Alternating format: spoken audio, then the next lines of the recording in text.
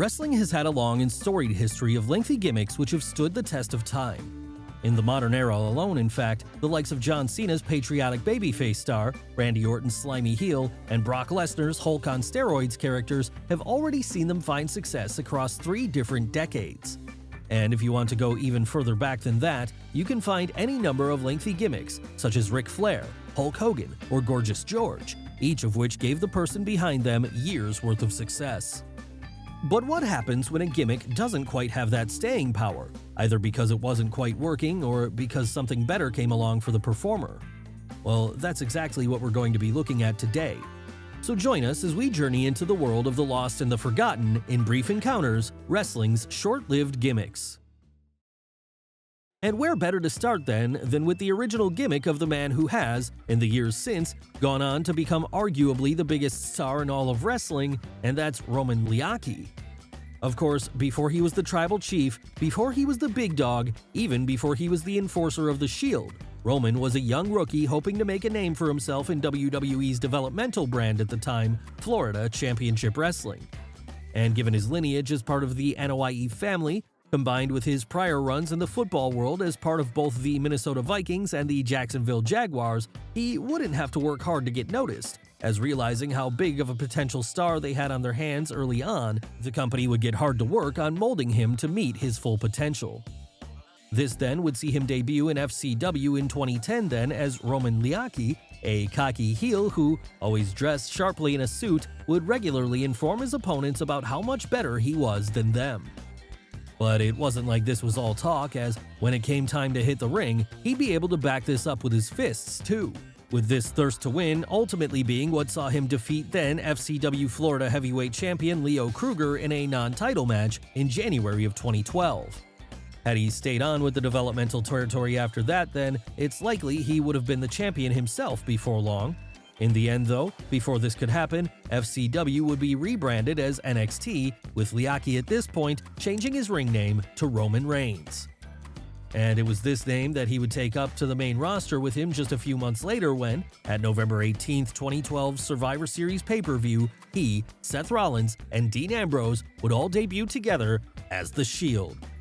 Yes, at this point, Roman's career would take a dramatic turn as he quickly rocketed up the card. That said, it wouldn't be until he went back to his heelish roots in 2020 that he would finally get over with fans in a major way, proving that maybe he'd been onto something way back in the beginning all along.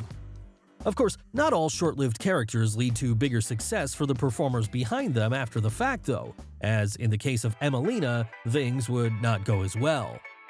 And what made this one worse is that prior to her rebranding, over on NXT, Australian wrestler Emma had already found success as a goofy babyface who liked to badly dance her way to the ring. But it wasn't just dancing that got her over, as when it came time to hit the ring herself, she would be able to put on some early bangers with Paige that, in hindsight, represented the very first sparks of the company's women's revolution. Upon reaching the main roster in 2014, though, she would never be able to find the same level of success as her chief rival, with her instead quickly falling into an undercard comedy role as the on-screen ally of Santino Marella. So realizing that things needed to be shaken up, WWE would take her off TV for a while in 2016, with them at this point beginning the very, very long tease of her eventual return as Emelina. Yes, this one would go on for such a lengthy period that it would eventually turn into a bit of a joke amongst fans, with many wondering if the re-debut would ever happen after a certain point. Then, to make matters worse, Emelina would finally make her debut on the February 13, 2017 episode of Raw, only for her then to immediately announce that she would now begin the transition of returning to Emma once more. Why was it so abrupt? Was it just some in-joke being played by people behind the scenes? Well, if rumors are to be believed, the whole thing was actually supposed to go on for longer, but upon seeing that the naturally goofy Emma was struggling to play the more sexualized Sable-like gimmick, the company decided to switch gears and have her go back to her old look instead. So in terms of short-lived gimmicks, this one has to rank right up there at the top, as lasting for only one segment, it never even had an opportunity to get over with fans. As for the next performer we're going to be looking at though, they can't say the same thing, as despite only being around for a short time, the Patriot would spend most of it in the main event scene. It was way back in 1997, in fact, that looking for someone who could challenge then WWF champion Bret Hart during the ongoing Canada vs. USA storyline, Jim Ross pitched for journeyman wrestler Del Wilkes to be brought in for the role. So, seeing something in the idea, Vince McMahon would agree to this, as from there, Wilkes was hired and rebranded as the Patriot, an all-American babyface who wore a Stars and Stripes mask, carried an American flag, and came out to the ring to a suspiciously similar-sounding theme song.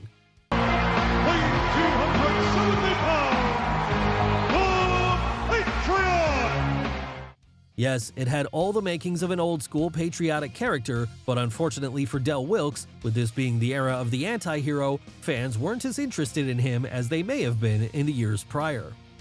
That was how, after unsuccessfully challenging the Hitman for the WWF title at September 7th's Ground Zero in Your House, then teaming with Vader to take on Hart the British Bulldog in a flag match at the following month's Bad Blood in Your House, the Patriot would fall to the wayside, with him leaving the company altogether soon thereafter upon picking up a pretty bad tricep injury, which ultimately forced him to retire. But it wasn't as bad as it could have been, however, because for as short of a run as the Patriot ultimately had, at least he got to keep his dignity, the same of which can't be said for Paul and Katie Lee Burchill. Yes, this one is remembered for all the wrong reasons, as after spending a period on mid-2000s SmackDown as Pirate Paul Burchill, the company's answer to Captain Jack Sparrow, the cruiserweight star would be paired up with German indie performer Katharina Walters for an altogether more controversial gimmick. That's right, this was the one that saw Waters play the role of Katie Lee Burchill, the on-screen sister and, at times, apparent lover to Paul. Look, no one can ever accuse Vince McMahon of being a normal guy, and with this idea being his apparent brainchild after years of having tried to get some kind of incest storyline on WWE TV, he finally had a chance to let loose with it, even if both the performers involved and the fans watching probably wish they could forget the whole thing ever happened. Now, that said, there was never anything blatant to the love affair between the siblings. The company had sponsors to think about after all. But between the act's debut in 2008 and its eventual end, enough hints would be dropped so that even the least perceptive of fans could figure out what was really going on. Luckily then, after runs on both the Raw and ECW brands, by 2010 it would be no more. And with Vince McMahon hopefully having finally gotten the idea out of his system now, we can move on and pretend the whole thing was a bad dream. What we never want to forget about, though, is one of the best short-lived gimmicks in WWE history, with that being Man Mountain Rock.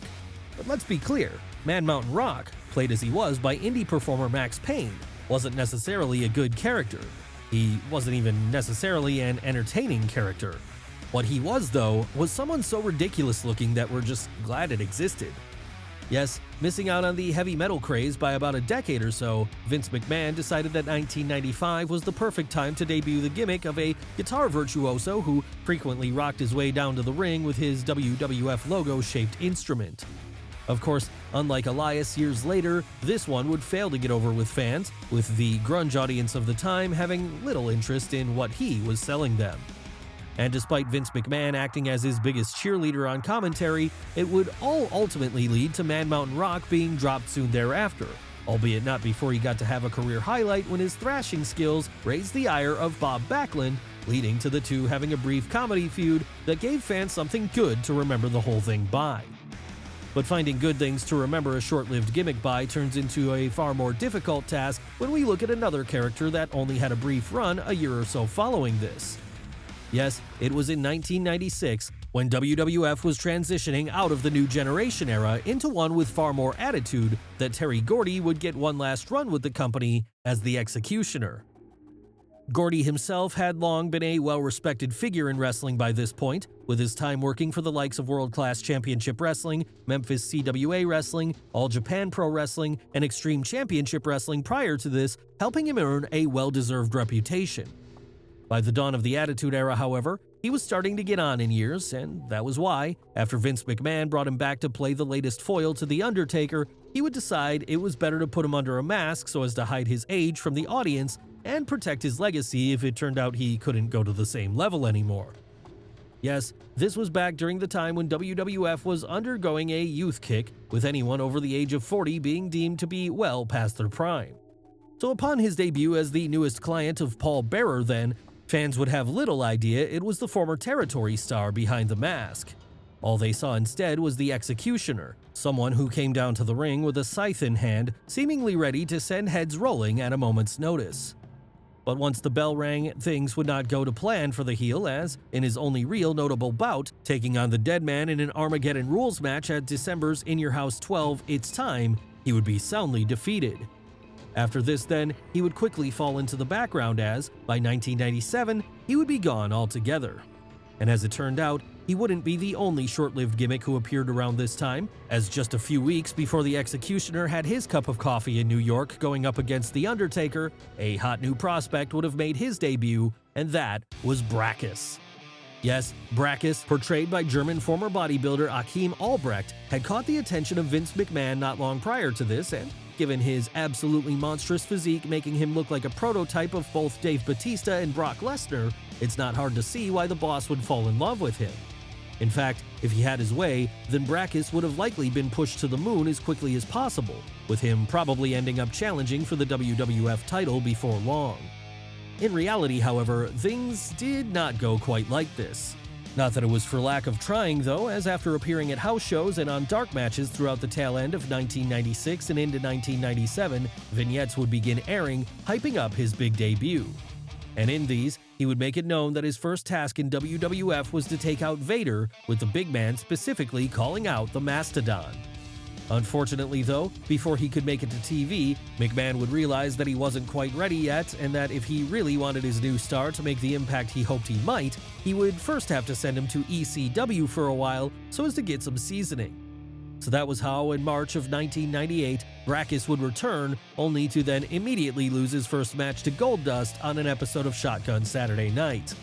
That's right, it wasn't the kind of debut you'd want out of a monster heel, and it didn't get much better from there as, after entering himself into the infamous Brawl for All later that year, he'd lose to Savio Vega in the first round, pretty much killing any of his tough guy aura right there. After that, he wouldn't be long for the company, as instead of main eventing with the likes of Steve Austin, Brachus would be working in lower card matches on the rare times he did appear on TV. And by the summer of 1999, he'd be gone altogether, with this marking an end to a run which could have been so much more. But the phrase "could have been more" can't necessarily be applied to our next entry, as when Gunnar Scott made his debut on SmackDown in 2006, it soon became clear things were not going to go well. And that's a shame because, by this point, Brent Albright, the man behind the character, had 2 years of seasoning time in Ohio Valley Wrestling, with him becoming both the OVW Heavyweight Champion, OVW Television Champion, and an OVW Southern Tag Team Champion while he was there. And at least initially upon being moved up to the Blue brand in 2006, things would play out in much the same vein, as now being rebranded as Gunnar Scott, he would make a quick impact when he scored a pinfall victory over Booker T. After that, he'd even get to partner up with Chris Benoit to take on Booker and Finlay, with Gunnar getting another pinfall over the 5-time WCW champion here. In the end, however, this would prove to be his high point on the main roster as, following this, things would begin to falter, with it all eventually coming to a close in less than dramatic fashion when, upon losing a match to Mr. Kennedy that June, then being destroyed by the Great Khali after the bout and shoved into a body bag, the newcomer would be sent back down to OVW. And the reason for this was that, feeling like he wasn't quite living up to the lofty expectations the company had for him, Vince McMahon would want him to get trained up some more before he made his eventual return. Of course, this return would never happen in the end, as in October of that year, Gunnar Scott would be released from his contract, leaving him to have to seek employment in the likes of TNA, Ring of Honor, and Pro Wrestling Noah instead. But then he wasn't alone in this, as just a few years later, someone who had been making a name for themselves on the South American wrestling circuit, Eric Perez, would find an equal level of difficulty in WWE as Eric Escobar. And this one would start in 2009 as, after having spent some time in both Deep South Wrestling and Florida Championship Wrestling, two of WWE's then developmental territories, Perez would be called up to the main roster, where he'd be asked to portray the new gimmick, with this one initially being based on the Jonathan Goldsmith character of the most interesting man in the world from the Dos Equis beer ad campaign. Upon that idea being dropped, however, things would quickly be reworked as, instead, Eric Escobar became a more villainous cartel member-like figure, one who would find some early success over on SmackDown when he aligned himself with on-screen general manager Vicky Guerrero. On top of that, he'd also helped build his stock by picking up wins over the likes of Matt Hardy at this point, making it seem like the future was indeed bright for the Puerto Rican star. That, however, would all begin to change when, upon losing an Intercontinental title match to John Morrison, Vicky Guerrero would drop him, with this leading to Escobar turning face as a result. And while for many, a babyface turn would be a sign of good things to come, for the newcomer, it would mark the beginning of the end, as after losing a number of handicap matches against teams such as the Hart Dynasty and Jericho, Escobar would be further punished by the GM when he was forced to go one-on-one with Kane on December 18th of that year. And after losing this one, he would be released from the company altogether, with him from there returning to the indie circuit where he would continue to make a living up until his retirement in 2015. But of course, it isn't just WWE who've given us some short-lived gimmicks over the years, as back in 2001, WCW were putting out a team who, at least one half of, would later find much greater success as a main eventer, and that was Air Raid. Yes, this was the team made up of Air Paris and Air Styles, two young high flyers who, clad in G-suits, looked set to make a splash in the company's cruiserweight division upon their debut that February. And while they were indeed both very talented performers, with them at one point even gaining a victory over then WCW Tag Team Champions the Boogie Knights, things would never really get the chance to go much further than that. But this one can't really be blamed on the company, as the reason for the gimmick's abrupt end would be that, just a month later, WCW would go under, with it being bought out by Vince McMahon from there. And deciding that he didn't want to keep the contracts of Air Raid going forward then, he would release both men, with them from there each journeying out onto the indie scene so as to make a name for themselves. Of course, each would do this to very different degrees in the years that followed, as while Air Paris would spend the next decade largely staying on the indies, Air Styles would make a major splash in both TNA and Ring of Honor as AJ Styles, with him working with the former for a full 13 years, all before then jumping over to New Japan Pro Wrestling and taking over control of the Bullet Club from Prince Devitt. After that, he'd become an even bigger star, gaining worldwide notoriety, enough so that, in 2016, he could join WWE, and there, quickly establish himself as a major player, becoming a two-time WWE champion in the process. So given what he would go on to do, it's easy to forget the humble beginnings that AJ had then. And the same too could really be said for another figure who would go on to have far greater success in the years that followed, because before he was the Attitude Era's favorite dancing Samoan, Rikishi would be saddled with the gimmick of Make a Difference Fatu. Yes, this came after the Anoa'i family member had undergone a successful run in the early 90s tag team division as one half of the Head Shrinkers. So, hoping to propel him towards equal levels of singles greatness following this then, Vince McMahon would recast Rikishi as Make a Difference Fatu in 1995, with his hope here being that, by portraying Rikishi as a positive role model, one who told kids to stay away from drugs and go to school, the big man would turn out to be a hit with the young audience watching at the time. Ultimately, however, even though the Attitude Era was still a few years away yet, the mid-90s audience would still find this one to be a little too forced and cheesy for their tastes, even if the future innovator of the stink face tried his best to get it over by picking up a number of early wins against various enhancement talents on Superstars. And while this was happening, a grander plan for the character would even begin to be teased, as throughout many of his matches, his real-life cousins Samu and Lloyd Anoa'i, then known as the Samoan Gangsta Party, would start appearing in the audience during his matches. That said, it would never end up going any further than that, as by the time 1996 rolled around, it was clear that the die had been cast on the gimmick. Yes, after picking up some notable losses to the likes of Steve Austin, Vader, and Hunter Hearst Helmsley, the whole thing would be dropped, with Make a Difference Fatu making way then for his equally as short of gimmick in the Sultan. Still, Rikishi was able to ride this one out too, and a couple of years later, he'd finally get to make it to the main event. It's just a shame that the same can't be said for some of the other gimmicks in this video, as while not all of them were winners, a select few could have been far more than they were given the chance to be. And as for those like Roman Reigns or AJ Styles who did go on to greater things, even if in their earlier incarnations they'd almost gone forgotten forever. Well guys, what did you think of the video? Let us know in the comments below. Don't forget to smash the like button, subscribe to the channel, as well as follow Wrestle with Andy on Instagram and Twitter. Thanks for watching, and we'll see you next time.